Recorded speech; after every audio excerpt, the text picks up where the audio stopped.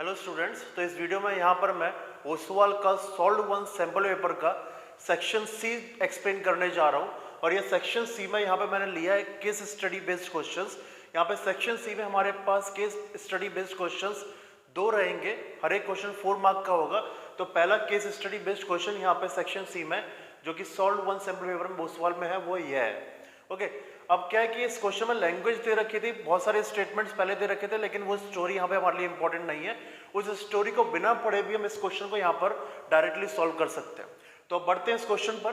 तो ये जो केस स्टडी बेस्ड जो क्वेश्चन है ये some applications of trigonometry chapter से है। इसको सॉल्व करने के लिए हम आगे देखते हैं क्वेश्चन में क्या दे रखा है। तो यहाँ पे क्वेश्चन में हमें दे रखा है इन द गिवन फिगर। तो ये जो फिगर दे रखा है इसमें tan theta equals to cot 30 plus theta दे रखा है। ओके, तो tan थीटा क्या है? cot 30 plus theta. हमें यहाँ पर Q और 30 डिग्री प्लस थीटा दे रखा है। क्या ये एक्यूट एंगल्स, मतलब अगर हम Q की वैल्यू निकालते हैं या फिर हम 30 डिग्री प्लस थीटा की वैल्यू निकालते हैं तो ये हमारी एक्यूट एंगल्स आएंगे, मतलब 0 से लेकर 90 डिग्री के बीच में इनकी वैल्यूज है। हमें यहाँ पे निकालनी है वैल्यू किसकी? थीटा की। ओके, तो हमें यहाँ पर इस क्वेश्चन में थीटा की वैल्यू निकालनी है। तो क्या करेंगे, जैसे कि हमें यहाँ पर दे रखा है tan theta equals to cot 30 degree plus theta, इसका यूज करके हम यहाँ पे थीटा की वैल्यू निकालेंगे। तो सॉल्यूशन की तरफ बढ़ते हैं। तो यहाँ पर हमें दे रखा है जैसे कि क्वेश्चन में tan theta equals to cot 30 degree plus theta.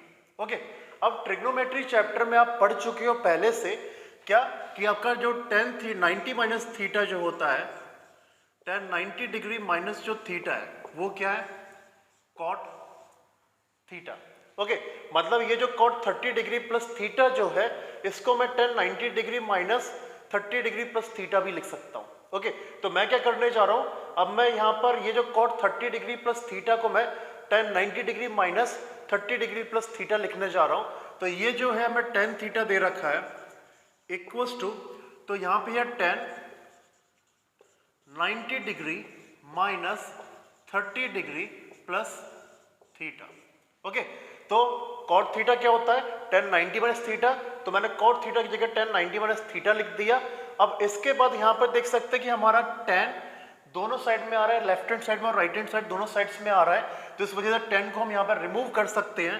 तो जो थीटा है वो हो जाएगा 90 degree minus 30 degree plus theta. अब इस इक्वेशन को हम यहाँ पे सॉल्व करते हैं। So theta equals to 90 degree minus 30 degree minus theta. तो थीटा इक्वल्स टू 90 माइनस 30 हो जाएगा 60 डिग्री माइनस थीटा। थीटा को हम इससे शिफ्ट करते हैं, तो theta plus theta equals to 60 degree, then 2 theta equals to 60 degree, then theta equals to 60 degree upon 2 30 degree. तो थीटा की वैल्यू हमारे पास आ रही है 30 डिग्री।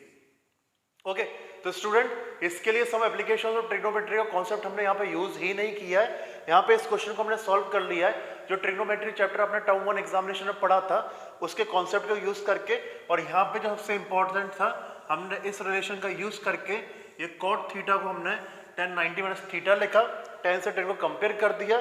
तो थीटा के बाद हमारे पास ये इक्वेशन आ गई, सॉल्व करके हमारे पास थीटा आ चुका है 30 डिग्री। तो स्टूडेंट ये था हमारा क्वेश्चन नंबर 13 का जो फर्स्ट पार्ट है केस स्टडी का, उसका सॉल्यूशन। अब चलते हैं क्वेश्चन नंबर 13 के सेकंड क्वेश्चन पर। ओके स्टूडेंट्स, तो ये हमारा क्वेश्चन नंबर 13 का सेकंड क्वेश्चन है। यहाँ पे हमें निकालना है वैल्यू tan 30 डिग्री और cot 60 डिग्री की। ये तो बहुत ही सिंपल क्वेश्चन है। यहाँ पे हमें सिर्फ tan 30 डिग्री और cot 60 डिग्री की वैल्यूज पुट करनी है। तो यहाँ पे tan 30 degree dot means multiplication cot 60 degree की हमें वैल्यू निकालनी है। अब देखो tan 30 डिग्री की वैल्यू हम जानते हैं क्या होती है, 1/√3 इंटू cot 60 डिग्री। अब हम जानते हैं कि tan 60 डिग्री की वैल्यू, सपोज हमें cot 60 डिग्री की वैल्यू याद नहीं है, लेकिन tan 60 डिग्री की वैल्यू हमें याद होती है क्योंकि some applications of trigonometry chapter में tan 60 से रिलेटेड बहुत सारे क्वेश्चंस सॉल्व किए हैं। तो हम जानते हैं कि tan 60 डिग्री की वैल्यू क्या होती है? √3। अब cot क्या होता है? tan का रेसिप्रोकल। तो cot 60 डिग्री की वैल्यू हो जाएगी, ये √3 का कर दीजिए रेसिप्रोकल, तो 1/√3। तो cot 60 डिग्री की वैल्यू क्या आ गई? 1/√3। तो cot 63 की जगह हम पुट करते हैं 1/√3। ओके, तो tan 30 1/√3, cot 60 डिग्री 1/√3, इनका करते हैं प्रोडक्ट तो 1 × 1 होगा 1, √3 × √3 आएगा 3, तो ये आंसर इस क्वेश्चन का। सो tan 30 डिग्री cot 60 डिग्री की हमसे यहाँ पे वैल्यू पूछी गई थी और tan 30 डिग्री और cot 60 डिग्री का जो मल्टीप्लिकेशन का रिजल्ट है वो यहाँ पर 1/3 है। तो बहुत ही सिंपल क्वेश्चन था स्टूडेंट्स। तो ये था हमारे क्वेश्चन नंबर 13 का सेकंड क्वेश्चन का सॉल्यूशन। अब चलते हैं question number 14 next case study पर। ओके स्टूडेंट्स, तो ये next question number 14 case study based, और इस क्वेश्चन में क्या दे रखा है, अ ladder has rungs 25 centimetre apart. इसका मतलब क्या है, जो लेडर जो सीढ़ी होती है उसमें जो ये डंडे लगे होते हैं चढ़ने के लिए, ये जो दो डंडे के बीच का जो गैप है वो कितना 25 सेंटीमीटर का है। तो इस तरीके से इस सीढ़ी में क्या है, नीचे से लेके ऊपर तक यहाँ पे रंग्स मतलब डंडे लगे हुए हैं और दो डंडों के बीच का जो डिस्टेंस है वो कितना 25 सेंटीमीटर, दो डंडों के बीच का जो गैप है वो 25 सेंटीमीटर है। The rungs decrease uniformly in length from 45 centimetre at the bottom to 25 centimetre at the top. मतलब क्या है, जो ये रंग्स मतलब ये डंडे जो लगे हुए हैं, तो ये क्या नीचे से जैसे हम ऊपर बढ़ते जा रहे हैं तो इनकी जो लेंथ है वो कम होती जा रही है। ओके, मतलब देख सकते हैं यहाँ पे जो रंग है ये सबसे बड़ा होगा, इसके बाद नेक्स्ट जो डंडा होगा वो छोटा होगा, उसके बाद वाला नेक्स्ट डंडा वो और भी छोटा होगा, और इस तरीके से सबसे ऊपर वाला जो डंडा होगा वो सबसे छोटा होगा, नीचे वाला सबसे बड़ा और ऊपर वाला सबसे छोटा होगा। और यहाँ पे दे रखा है नीचे वाला जो रंग है वो जो कि सबसे बड़ा है उसकी लेंथ है 45 सेंटीमीटर, और जो सबसे ऊपर जो सबसे छोटा वाला है उसकी लेंथ है 25 सेंटीमीटर। तो यहाँ पे सबसे बड़ा जो रंग सबसे नीचे है उसकी लेंथ दे रखी है, और सबसे ऊपर जो रंग है जिसकी लेंथ सबसे कम है उसकी भी हमें लेंथ दे रखी है।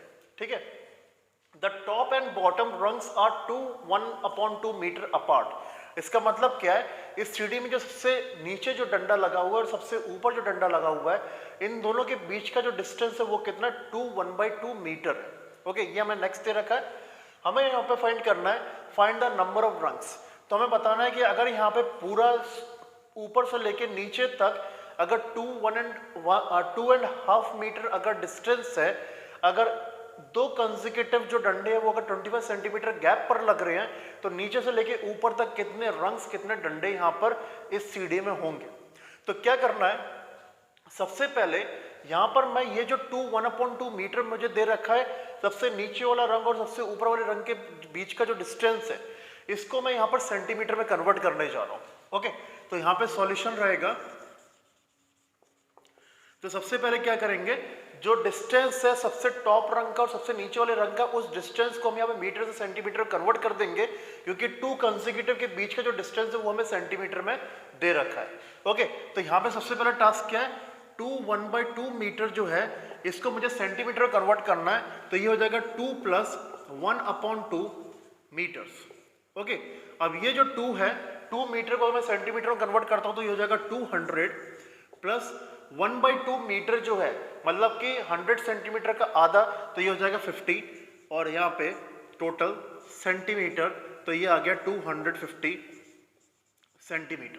तो इस तरीके से 1/2 मीटर को मैंने यहाँ पे सेंटीमीटर में कन्वर्ट कर दिया है और 250 सेंटीमीटर सारा है। तो मतलब ये जो नीचे वाले से लेके ऊपर वाले तक का जो पूरा डिस्टेंस है ये 250 सेंटीमीटर है। अब मैं निकालना है कि नीचे से लेके ऊपर तक कितने रंग्स होंगे, तो उसके लिए क्या करना है, तो यहाँ पर सॉल्यूशन में हम देखते हैं number of rungs equals to, हमें नीचे से लेके ऊपर तक का पूरा डिस्टेंस कितना दे रखा है 250, तो ये 250 है। दो कंसेक्यूटिव के बीच का जो गैप है वो कितना 25, तो टोटल को हम डिवाइड करेंगे दो कंसेक्यूटिव के गैप से और इसमें हम कर देंगे 1 का एडिशन। ओके, तो यहाँ पे 25 से 250 को हम डिवाइड कर सकते हैं, कितना आएगा 10, तो यहाँ पे 10 + 1 = 11। तो इसका मतलब है कि यहाँ पे नीचे से लेके ऊपर तक 11 रंग्स होंगे, 11 डंडे होंगे इस सीढ़ी में हॉरिजॉन्टल। तो स्टूडेंट ये था आंसर पहले वाले पार्ट के क्वेश्चन का। अब हम चलते हैं इस 14 नंबर केस स्टडी के नेक्स्ट क्वेश्चन पर। ओके स्टूडेंट्स, तो ये रहा हमारा सेकंड क्वेश्चन 14 का, और यहाँ पे हमें क्या फाइंड करना, what is the length of the wood required for the rungs. मतलब जैसे कि हम प्रीवियस क्वेश्चन में निकल चुके कि इस लेडर में 11 रंग्स होंगे, 11 डंडे होंगे, तो ये जो 11 रंग्स हैं इनको बनाने के लिए जो पूरा वुड है उसकी हमें लेंथ क्या चाहिए होगी। ओके, तो यहाँ पे हमें सिंपली क्या करना पड़ेगा, ये जो 11 रंग्स इस लेडर में होंगे इनकी लेंथ का हमें यहाँ पे सम करना है। ओके, तो यहाँ पे हम यूज कर सकते हैं एपी में जो सम फाइंड करने का जो फॉर्मूला है उसका यूज। अब यहाँ पे हमें दे रखा है कितने हमारे पास रंग्स है, यहाँ पर 11 रंग्स है, तो n की वैल्यू हो जाएगी 11। जो फर्स्ट रंग है उसकी लेंथ 45 सेंटीमीटर दे रखी है और जो लास्ट रंग है उसकी वैल्यू हमें 25 सेंटीमीटर दे रखी है। तो यहाँ पे हमें फर्स्ट टर्म लास्ट टर्म दे रखा है, मतलब ए और एल दे रखा है, नंबर ऑफ रंग्स दे रखा है। यहाँ पे हम एस एन का फॉर्मूला n/2 a + l का यूज करके टोटल वुड की लेंथ यहाँ पर निकाल सकते हैं, जिसके लिए हमें यहाँ पर रंग बनाना है। ओके, तो यहाँ पर सॉल्यूशन आएगा, तो यहाँ पर नंबर ऑफ रंग्स जो है वो कितने हैं 11, तो n की वैल्यू हो जाएगी 11। इस अर्थमेटिक प्रोग्रेशन की मैं बात करूँ तो जो फर्स्ट रंग है उसकी लेंथ कितनी है 45 सेंटीमीटर, तो यहाँ पे जो इस एपी की जो फर्स्ट टर्म है वो है 45 सेंटीमीटर और इस एपी की जो लास्ट टर्म है इस लेटर में जो लास्ट रंग है उसकी लेंथ 25 सेंटीमीटर, तो l की वैल्यू हो गई 25 सेंटीमीटर। तो यहाँ पे हमें सम निकालना है, तो इसलिए हम एसएन का फॉर्मूला यूज करेंगे n/2 a + l। ओके, तो s नंबर ऑफ टर्म्स हमारे पास कितनी है 11, तो s11 = 11/2। फर्स्ट टर्म है हमारे पास 45 और लास्ट टर्म हमारे पास 25। अब यहाँ पे इसको सॉल्व कर लेते हैं, तो 11/2 इंटू 45 + 25 हो जाएगा 70, तो यहाँ पर आएगा 70 और 70 को हम डिवाइड करते हैं 2 से तो आएगा 35, तो S11 हो जाएगा 11 × 35, तो S11 हो जाएगा 385 सेंटीमीटर। तो मतलब यहाँ पे अगर हमें 11 रंग्स बनाने हैं इस लेटर के लिए, तो यहाँ पर जो वुड की जो टोटल लेंथ हमें चाहिए होगी वो 385 सेंटीमीटर चाहिए।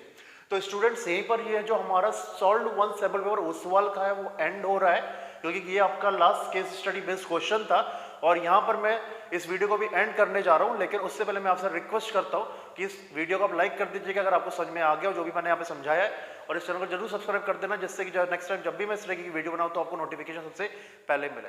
ओके, तब तक के लिए नेक्स्ट जब भी मैं वीडियो बनाऊंगा तो उसमें मैं आपका जो अनसॉल्व 2 है उस सैंपल पेपर को मैं कवर करूंगा उस सवाल के। तो तब तक के लिए stay healthy, stay safe and bye everyone.